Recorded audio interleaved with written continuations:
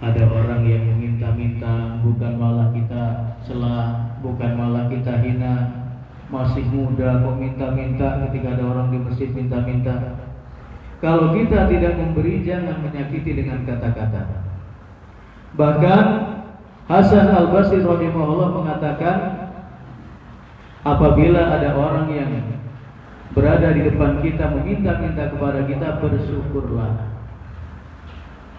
Karena Allah Subhanahu wa taala memberikan jalan pahala bagi kita. Di samping barangkali kalau kita tidak didatangi semacam itu, kita tidak pernah bersedekah, atau yang kedua bisa jadi supaya kita ingat bahwa kita jarang memberi. Kemudian ketika ada anak yatim piatu misalnya, tapi cerdas, membutuhkan biaya dan seterusnya, kita bantu. 1 bulan walaupun hanya 50 real, walaupun hanya 100 real, bagi saudara-saudara kita di tanah air luar biasa. Apalagi kalau dihimpun dari sekian banyak jamaah, Masya Allah.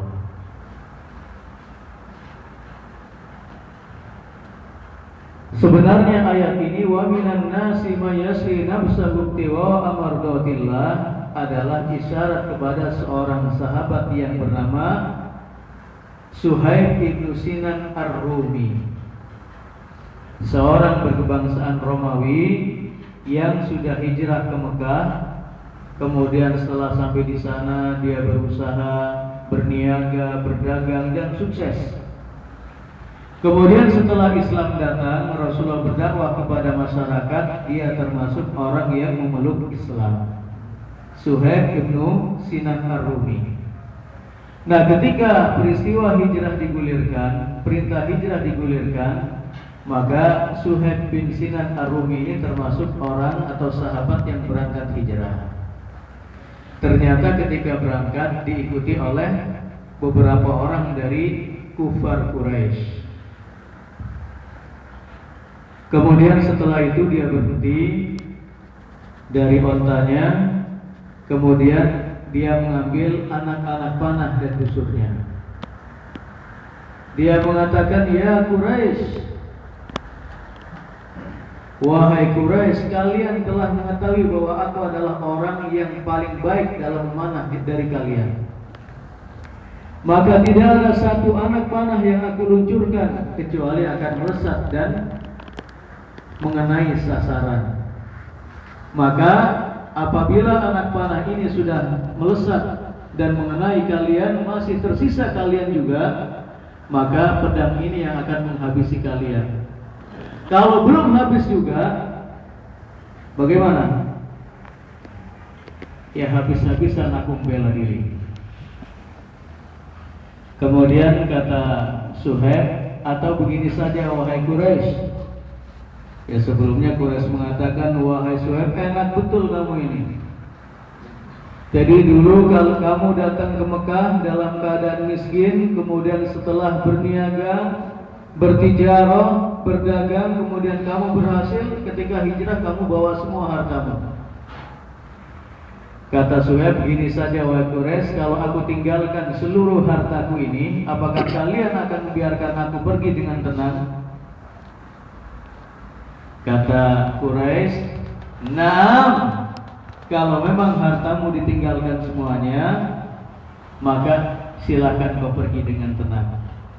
Tapi kalau begitu bukan karena aku takut, tapi aku ingin mengadakan perjalanan hijrah dengan tenang. Udah saya tinggalkan untuk kalian." Kemudian berangkatlah Suhaib bin Sinan Ar-Rumi dengan tenang. Dan ketika sampai di Madinah, Rasulullah Shallallahu Alaihi Wasallam berkata, "Robihal bait Suhaib, perniagaan Suhaib sungguh menguntungkan. Robiha al bait Suhaib, sungguh beruntung Suhaib dengan apa yang telah dia lakukan." Luar biasa nih aromanya. Gak tahu nih sungguh menguntungkan ini kembali ke Suhaib atau kembali ke Muhammad. Baik jamaah sekalian yang dirahmati oleh Allah Subhanahu wa taala, bisa kita bayangkan bagaimana bentuk pengorbanan yang telah dicontohkan oleh Suhaib bin Sinan Ar-Rumi. selama bertahun-tahun berniaga, berusaha, kemudian berusaha berjaya dengan perdagangan dan seterusnya, setelah menjadi orang yang kaya raya, begitu saja diserahkan kepada Quraisy demi melaksanakan tugas mulia yaitu hijrah ke Madinah Al-Munawwarah. Bagaimana tidak bentuk pengorbanan yang sangat luar biasa. Maka untuk mengenang apa yang telah dilakukan oleh Suhaib ini, Allah Subhanahu wa taala menurunkan ayatnya, wa minan nasi may yashri nafsahu ibtigha'a mardatillah wallahu raufum bil ibad. Dan sengaja Allah Subhanahu wa taala mengakhiri ayat-ayat tentang haji dengan ayat-ayat semacam ini supaya setelah pasca haji orang yang atau jamaah haji menjadi orang-orang yang memiliki sifat seperti Suhaib bin Sinan Ar-Rumi. Bisa kita bayangkan misalnya, demi akidah, demi lurusnya hijrah, seluruh harta yang telah dikumpulkan selama ini diserahkan begitu saja. Kita saja kalau mau sedekah, berapa persen kita mikir-mikir dulu, ya Allah, berapa ini yang akan saya serahkan. Kita dengar informasi bencana yang begitu dahsyat di tanah air, berapa akan saya keluarkan untuk saudara-saudara kita di Indonesia. Dan kemarin dapat berapa Ustaz Fadil? 1.000 ya? 1.500 kali berapa orang? Dibagi berapa orang?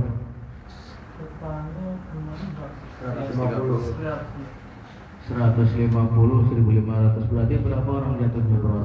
10 real. Iya. Bagaimana dengan Suhaib bin Sinan Ar-Rumi? Ya walaupun terkadang yang berbicara mungkin gak ada 10 real nyumbangnya.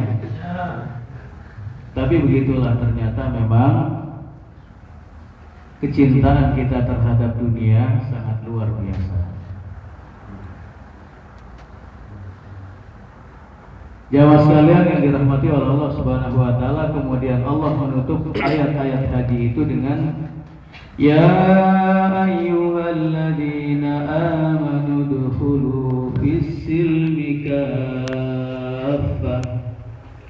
Wahai orang-orang yang beriman, masuklah kamu ke dalam Islam secara keseluruhan. Para ulama tafsir menjelaskan fisilmi, masuklah ke dalam silm di sini itu bisa berarti masuk ke dalam Islam, masuk ke dalam ketaatan, masuk ke dalam amal-amal soleh. Artinya kalau kita rangkum dari makna as-silmi kafah, masuklah ke dalam silm secara keseluruhan, adalah kita memasuki Islam secara keseluruhan dari bab akidahnya. Kita harus meyakini bahwasanya Allah Subhanahu wa taala khaliquna wa yarana bima na'mal. Allah mengetahui apa yang kita lakukan, apa yang kita bisikan, apa yang kita ucapkan. Nah, ini yang kadang-kadang belum kita yakini. Intinya dari akidah di sini adalah ibadatullahi wahdah. Beribadah kepada Allah Subhanahu wa taala semata tanpa mensekutukannya dengan sesuatu apapun. Dan kita terhindar dari segala bentuk kesyirikan. Jadi jangan karena kita menginginkan misalnya kenaikan gaji, dicintai oleh atasan, dicintai oleh orang yang kita cintai, kemudian kita mengambil jalan-jalan yang tidak lurus. Misalnya kita datang atau mendatangi orang pintar seperti yang mereka ucapkan. Orang pintar kalau dalam tanda kutip kan dukun. Kemudian kalau kita mengalami persoalan hidup, kita juga datang kepada orang pintar. Misalnya gagal berumah tangga, ditolak oleh pacar, oleh si painuk misalnya, harus mendatangi dukun. Aduh, dunia tak selebar daun kelor.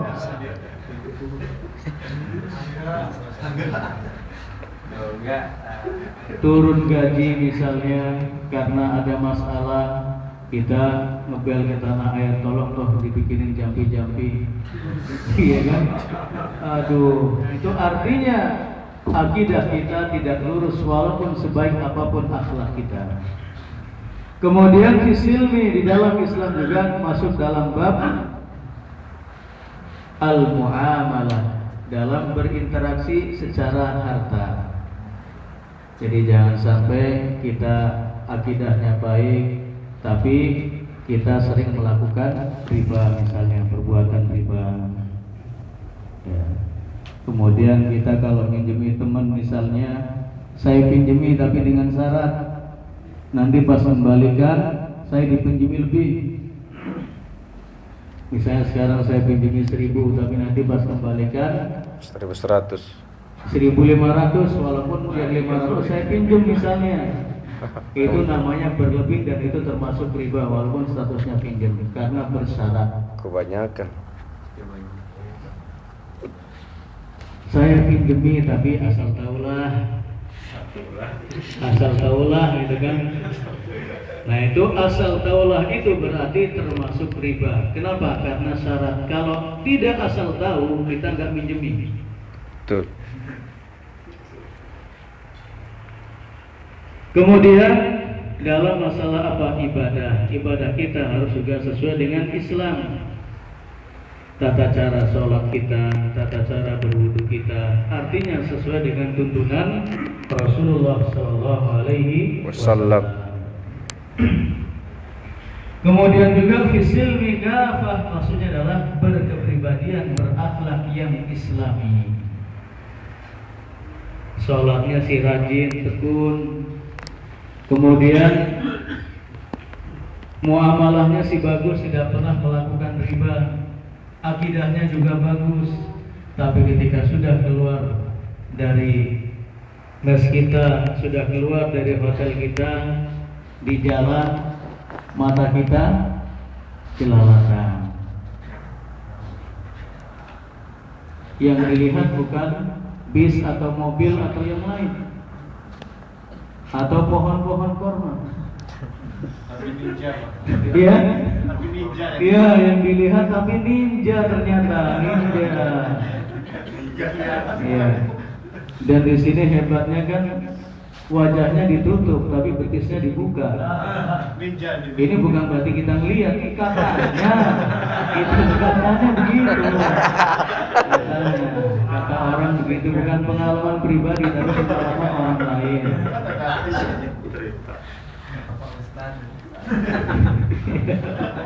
Iya, maksudnya kata ustaz yang lain. Ya, jadi semacam itu akhlak kita, kepribadian kita juga kepribadian yang Islami. Ketika Islam mengajarkan kita wadul basar, menjaga pandangan, jadi jaga pandangan. Karena maksiat dan dosa itu berawal dari pandangan mata. Kata Ibnu Qayyim, an-nadratu sahmun min sihami iblis. Bahwa pandangan mata itu adalah merupakan panah-panahnya iblis.